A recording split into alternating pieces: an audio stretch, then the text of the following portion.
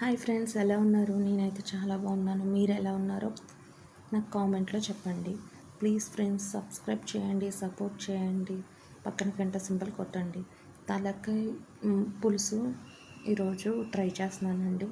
First time చేస్తున్నాను, ఎలా వస్తుందో తెలియదు, బట్ కాకపోతే టేస్ట్ బాగుంది. ఆయిల్ మరిగాక కొంచెం జీలకర్ర వేసుకున్నాను. తర్వాత 4 ఆనియన్స్ అండి, 4 ఆనియన్స్ వేసుకున్నాను. 4 ఆనియన్స్, 3 పచ్చిమిర్చి వేసుకున్నాను. నేను పావు దగ్గర వరకు తీసుకున్నాను. పావు అంటే ఇంత పడుతుందండి. ఇవి వేస్తే చాలా బాగుంటుంది. ఇది మనకి పింకిష్ కలర్ వచ్చే వరకు మనం అలాగా కలుపుతూ ఉండాలి. తర్వాత అల్లం వెల్లుల్లి పేస్ట్ అండి, ఇది ఫ్రెష్గా రుబ్బుకొని అప్పటికప్పుడు వేసుకుంటే మాత్రం టేస్ట్ చాలా బాగుంటుందండి, షాప్లో కన్నా. అది పచ్చివాసన పోయేటట్లు మనం కలుపుకోవాలండి, బాగా వేగాలి.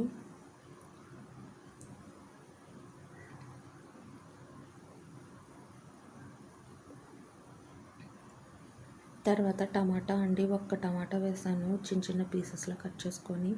ఆ టమాటా వేస్తే టేస్ట్ బాగుంటుందని చెప్పారండి, అందుకని టమాటా వేసాను. యాక్చువల్గా పులుసుల్లో టమాటా వేయరు అని కొంతమంది అన్నారు, కాకపోతే టమాటా వేస్తే మాత్రం టేస్ట్ బాగా వచ్చిందండి. నేను ఫస్ట్ టైం చేసినా కూడా టేస్ట్ అయితే చాలా అంటే చాలా బాగా వచ్చిందండి. తర్వాత సాల్ట్, కారం, పసుపు.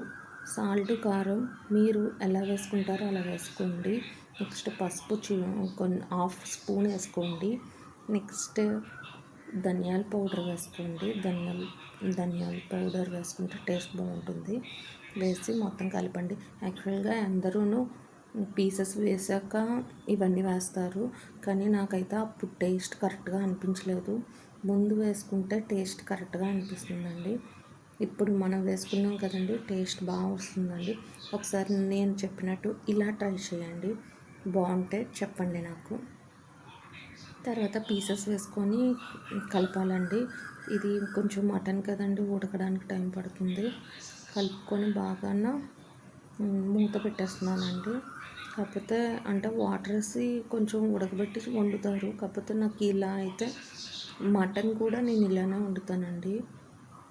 నేను మటన్ కానీ ఏమైనా అయితే ముందు ఆయిల్లో ఫ్రై చేసి వండుతానండి.